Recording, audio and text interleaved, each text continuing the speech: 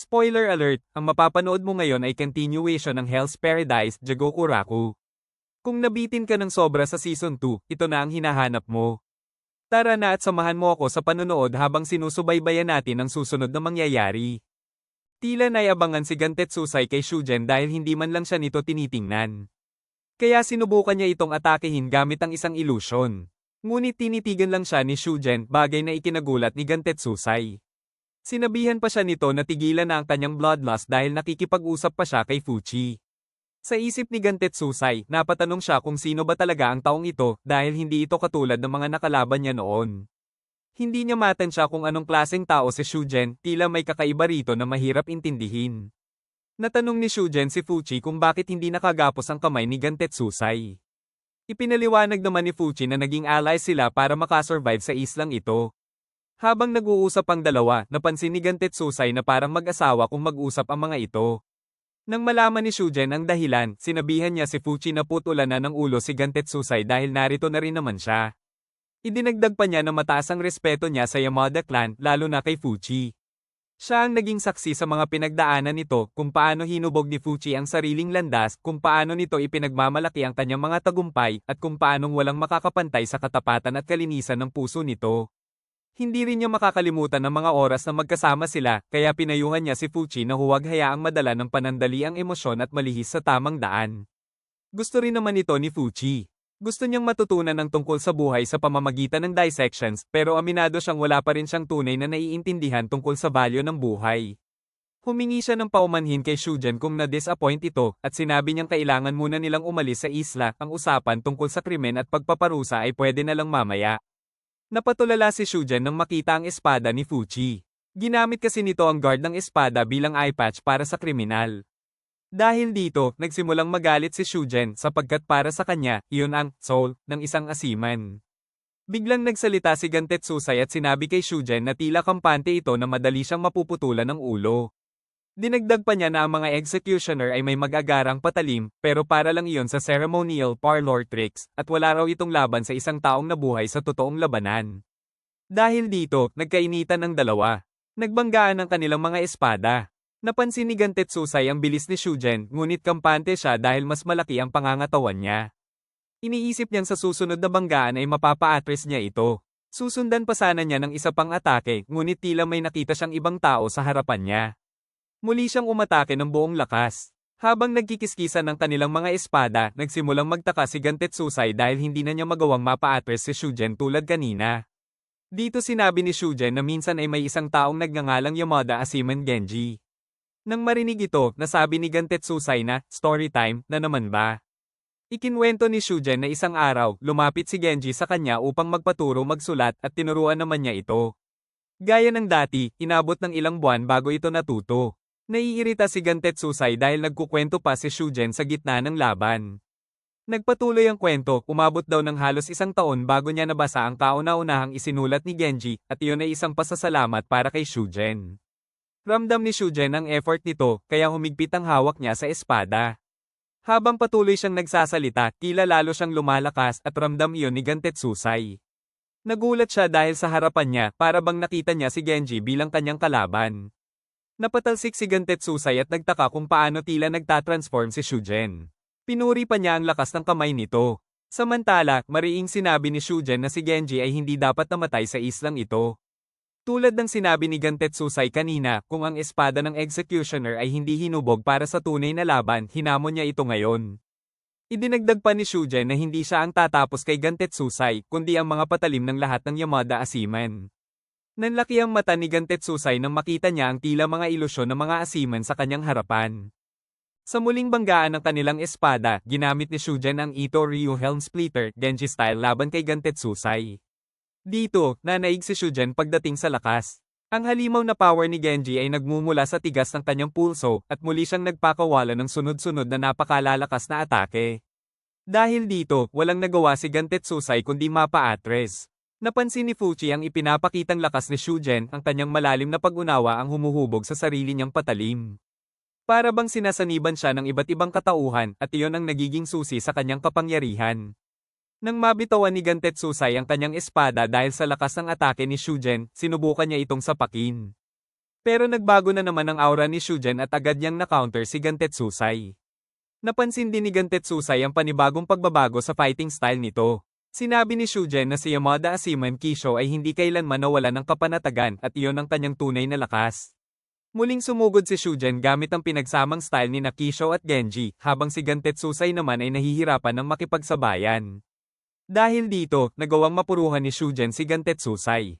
Sa kabila nito, natawa pa rin si Gantetsusai at sinabing mahal na mahal niya ang pakikipaglaban. Ngunit aminado siya ngayong tumatanda na siya, kumukupas na rin ang kanyang lakas. Tatapusin na sana ni Shujin si Gantetsusai nang biglang hamarang si Fuchi. Sinabi nito na magkaiba ang crime at evil criminal si Gantetsusai pero naniniwala siyang hindi ito masama. Dagdag pa ni Fuchi, ayaw na niyang makakita pa ng kamatayan kahit patalikuran niya ang kanilang batas. Makikita ang lungkot sa mukha ni Shujin at sinabi niya kay Fuchi na hindi pa rin ito nagbabago. Ipinakita rin ng isang flashback kung saan nagdidisect ng katawan si Fuchi, ang una nilang pagkikita. Namangha si Shujin sa ginagawa nito at tinanong kung hindi ba siya nandidiri.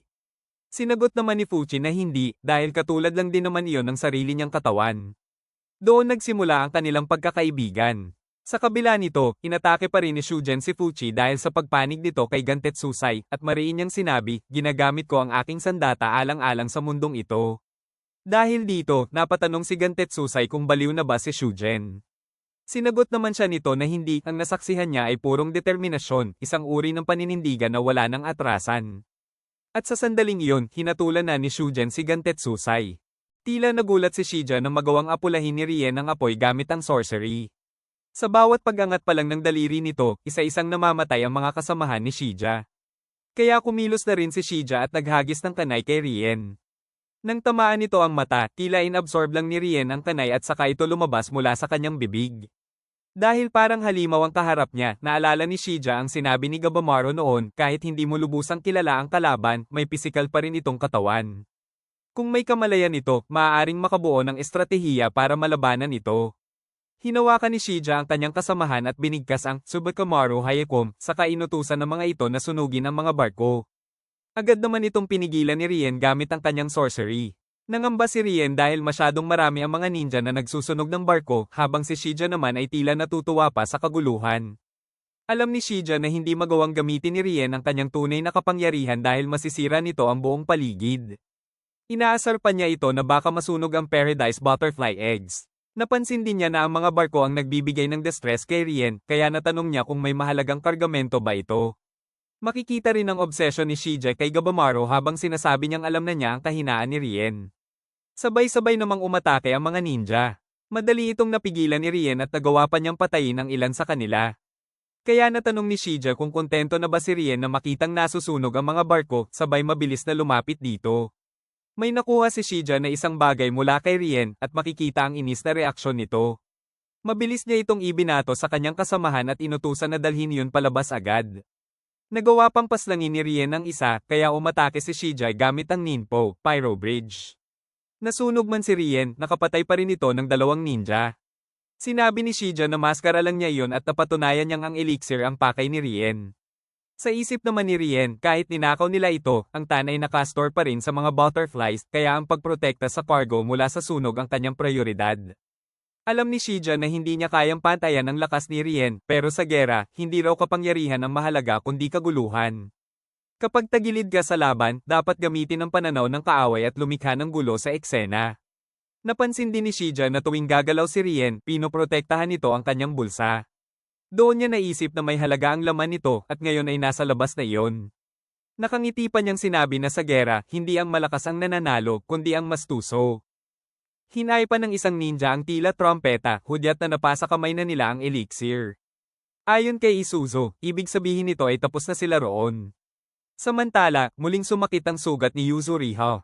Kung buo lang sana ang kanyang lakas, mabilis niya raw matatalo si Isuzu, pero umatake pa rin siya. Na-counter ito ni Isuzu, at nang sagipin ni Sigiri si Yuzuriha, sinabi niya kay Isuzu na tumigil na. Pilit pa ring pinaalis ni Isuzu si Sigiri, at kung nakakaramdam man daw ito ng pagkalito, hayaan na lang siyang tapusin ang buhay ni Yuzuriha. Tila sinang-ayunan ito ni Yuzuriha, pero sinabi ni Sigiri na hindi siya villain. Sandaling napatigil si Isuzu at sinabing ngayong nasa kanila na ang elixir, dapat na silang umalis. Wala raw halaga ang kapakanan ng mga kriminal, iyon ang kanilang misyon. Tuluyan ng nainis si Isuzo at sinabihan si Sigiri na huwag na itong makialam. Sa isip niya, kahit ibigay pa nila ang elixir sa isa sa mga kriminal, magpapatayan lang ang mga ito hanggang isa na lang ang matira. At kung pababayaan sila, magpapatuloy lang sila sa paggawa ng kasamaan. Bilang isang naglilingkod sa Shogunate at bilang kapwa babae, bata pa lang sina Isuzo at Sigiri ay nakaramdam na siya ng mas malalim na koneksyon kay Sigiri kumpara sa iba. Kaya ngayon ay nasasaktan siya at sinabi niyang tigilan na ni Sigiri ang pagpanig sa isang kriminal, maliban na lang kung handa na talaga itong maging kalaban nila. Naiinis pa nga niyang idinagdag na mukhang pinahihirapan na sila ng islang ito dahil sa kabila ng lahat magkakampi naman sila. Samantala, dalawang ninja ang nakasalubong ni Gabamaro at tila parang David at Goliath ang kanilang laki. Sinabi ng dambuhalang ninja kay Gabamaro na expelled na siya at kailangan ng tapusin ang buhay niya sa islang ito. Ang pag-alis sa kanilang village ay nangangahulugang hindi na siya nag-e-exist sa mundong ito dahil ang buhay ng isang shinobi ay nakatali sa nayon. Dagdag pa nito, ganito rin daw ang mangyayari sa babaeng pinakasalan niya, isa lamang itong ilusyon, isang kathang isip na hindi kabilang sa realidad. Kaya ayon sa kanila, dapat nang mamatay si Gabamaro. Biglang nagsalita si Gabamaro at sinabi na transformation jutsu lamang iyon at agad niyang nakilala ang dalawa bilang sina Kinkakubo at Ginkakubo. Tila namangha pa si Gabamaro sa ginawa nilang transformation na ikinatuwa naman ng dalawa dahil pinuri sila nito. Ayon sa dalawang ninja, ang susunod na Gabamaro ang nagturo sa kanila ng transformation techniques. Kaya natanong ni Gabamaro kung ang successor niya ba ay si Shija na sinang-ayunan naman nila. Napabuntong hininga si Gabamaro at nasabi niyang siya pa talaga ang napili ng chief. Tinanong din niya ang iba nilang kasamahan at sumagot ang dalawa na namatay na ang mga ito habang papunta sa isla. Idinagdag pa nila na halos pinatay ni Shija ang lahat ng candidates habang pinipilit na hanggat hindi pa namamatay si Gabamaro, siya pa rin ang totoong Gabamaro. Nasabi na lang ni Gabamaro na sakit sa ulo talaga si Shija simula pa noong araw na papatawa na siya ng kamatayan. Hindi sana magkakaganito ang sitwasyon kung naging direkta lang ang chief tungkol dito. Kaya natanong ni Gabamaro kung maaari ba nilang sabihin ang tunay na dahilan sa likod ng lahat ng ito, ngunit sumagot sila na mahirap unawain ang isip ng pinuno. Bigla nilang narinig ang tunog na parang trompeta, kaya natanong ni Gabamaro kung ano ang ibig sabihin nito. Sinagot siya ng ninja na senyales iyon na nakuha na nila ang elixir of life. Magalang pa nilang sinabi kay Gabamaro na kung maaari ay humiga na siya at mamatay. Idinagdag pa nila na dilaan kahit kaunting laway ni Ginkakubo dahil ang toxin nito ay papatay sa kanya ng walang sakit. Habang nakikiusap sila, nasabi ni Gabamaro na nakakadiri ang sinasabi nila pero patuloy pa rin ang pangungumbinsi ng dalawa. Pinuri ni Gabamaro ang ginawa nilang hindi agad paglapit sa kalaban at sinabi niyang iyon ang basic shinobi principle. Tila nainis na ang dalawang ninja at tinanong kung talagang balak niyang suwayin ang utos ng chief. Sa seryosong tono, sinabi ni Gabamaro na kung magiging hadlang sila sa pagtakas niya, oo ang sagot niya. Kaya sinabi ng isa na kahit makabalik siya sa mainland, ang babaeng nagngangalang Yo ay hindi nag-e-exist. Nang marinig ito, tila nagalit si Gabamaro. Pero hindi siya naniwala sa kanilang sinasabi dahil ang psychological warfare ay isa sa pinakamatandang trick ng shinobi. Sinabi niyang kailangan niya muna itong makita bago siya maniwala. Dahil hindi sila nagtagumpay sa pakikipag-usap, natuwa pa sila dahil magkakaroon sila ng pagkakataong makalaban si Gabamaro. Iniidolo raw kasi ng mga kabataan si Gabamaro at marami sa kanila ang nangangarap na makalaban ito. Matapos magpaalam ang dalawa, agad silang kumilos. Nang makalapit sila kay Gabamaro, isa-isa niya silang iniwasan habang sabay na umaatake. Nang mapaslang ni Gabamaro ang ilan sa kanila, sinabi niyang hindi gagana sa kanya ang mga tactics nila at hindi na siya katulad ng dati nung nasa village pa siya. Kaya natanong ng ninja kung lumakas ba siya sa isla na tinutulan naman ni Gabamaro at sinabing natutunan niyang maging mahina. Mariin niyang sinabi na wala siyang pakialam kung sino man ang makalaban niya. Sino mang haarang sa kanya ay patutumbahin niya. At kung sa tingin nila ay mapipigilan nila siya, subukan na lang nila. Ginamit ng isang ninja ang Ninpo Venom Corpus Pill at nagpakilalang si Hagetaka bago niya inatake si Gabamaro, pero madali lang siyang napatay ni Gabamaro. Bago tuluyang mamatay ang babae, sinabi ni Gabamaro na masyado siyang naging careless sa paglapit na ipinagpasalamat naman ito. Sumunod namang umatake si Nobu-sama. Nang subukan niyang umatake, sinabi ni Gabamaro na madaling basahin ang galaw niya at iyon ang naging dahilan ng kanyang pagkatalo. Sa bawat ninja na napapatay ni Gabamaro, tila masaya pa ang mga ito sa kabila ng kanilang kamatayan. Para bang isang karangalan para sa kanila ang mapatay ni Gabamaro. Sa pagkakataong ito, ang higanteng ninja naman ang umatake at ginamit ang Ninpo Iron Knight Dance. Isang solidong sipa lang ang pinakawalan ni Gabamaro at agad na bumagsak ang higanti. Namangha ang mga genin sa nasaksihan at lalong humanga kay Gabamaro. Ang pag-aapoy ng sarili, pagpapatigas ng balat, lahat ng ito ay dati misteryong hindi maipaliwanag. Pero ngayon, alam na ni Gabamaro na kagagawan nito ng tao, ang pinagmumulan ng physical at spiritual power. At sa sandaling iyon, naging malinaw sa kanya ang lahat. Habang nagkakagulo at nag-aaway ang lahat, tila isang dambuhalang bugso ng mga buhay na nagsasalpukan, habang nakikipaglaban ay pinaalalahanan ni Gabamaro ang sarili na hindi siya dapat madala sa mga abala.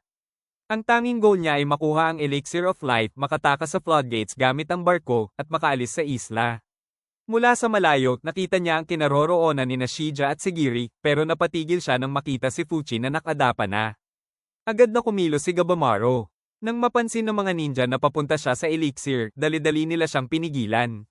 Habang tumatalon siya sa mga bubong, naisip niya na handa naman ang kanyang mga kasamahan sa pinasok nilang laban, kaya hindi na niya sila tutulungan.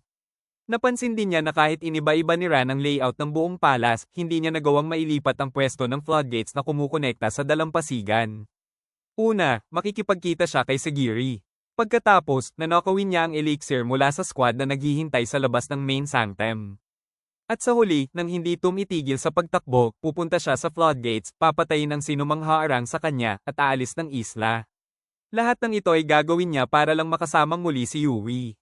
Sa katunayan, ito ang perpektong pagkakataon para samantalahin ang alon ng kaguluhan, at sa ngayon, nasa rurok na ang bugso nito. Samantala, sa kabila ng kaguluhan, ang ulo ni Sujin ay palutang-lutang hanggang makarating sa Divine Beast Banko. Naalala niya ang minsang sinabi ni Rien na kahit ilang beses pa nilang subukan, hindi pa rin perpekto ang bangko at palaging nauuwi sa pagkalanta. Kailangan ito ng napakaraming buhay at napakataas na kalidad ng tao. Noon, natanong ni Sujin kung maaari na lang ba niyang kainin ang bangko kaysa hayaan itong malanta, pero sinagot siya ni Rien na mapanganib yun at hindi pwede. Ngayon, makikita na tila kinain na nga ni Sujin ang bangko. Isang napakalakas na pagsabog ang narinig ng lahat. At sa harap ni Gabamaro, lumitaw si Sujin, tila naging isang napakalaking halimaw na bulaklak. Nang mahuli ni Najika at ang mga ninja sina Choubei at Toma, agad naramdaman ni Choubei na delikado ang kumilos sa sitwasyon. Alam niya ang panganib kapag hinarap niya si Jika, kaya sinabi niyang maghihintay na lang siya ng tamang pagkakataon. Ngunit bigla siyang nakaramdam ng kakaiba sa kanyang katawan. Agad siyang tinanong ni Jika kung ano ang problema. Nang mapansin din ni Jika ang isang doshi, napansin niyang may kakaiba rito. Base sa pakiramdam ni Choubei, ang tao sa loob ng kanyang katawan ay tila nagwawala. Maya-maya, may tumubong mga bulaklak sa kanyang kamay. Kasabay nito, ang doshi na naroon kanina ay naging human, tila bumalik sa dati nitong katauhan. Naalala ni Choubei ang minsang sinabi ni Rien na sila ay hybrid combination ng human at non-human life. Napaisip siya kung bakit nangyari ito ngayon at kung bakit bumalik sa pagkatao ang doshi. Ganito rin ang nangyari kay Gabamaro, may mga tumubong bulaklak din sa kanya. Sa isip niya, baka kagagawa nito ng nilalang sa kanyang harapan na bigla na lang lumitaw. Ramdam din ni Rien ang tao ng bangko at alam niyang kinain nga ito ni Sujin. Dito na tila isa-isang nagtatransform ang mga doshi. Kasabay nito, ipinakita ang usapan ni Rien at Ran noon. Natanong ni Ran kung bakit hindi na lang nila gawing tan ang bangko. Sinagot siya ni Rien na hindi nila iyon pwedeng gawin dahil kapag nangyari iyon, maging ang mga Tensen ay mahihirapang kontrolin ito. Masisira ang kakaiba at marupok na balanse ng tao na nagbibigay sa kanila ng anyo. Sinabi pa ni Rien na magsisimula siyang muli. Ang mga tagumpay at kabiguan ay magpapatuloy ng matagal sa loob ng maraming siglo. Ang kanilang mga gawa ay mamumukadkad, malalanta, muling ipapanganak at muling babagsak sa pagkawasak. Nang maramdaman ni Sigiri at Isuzo ang kakaibang nangyayari, agad na lumabas si Isuzo.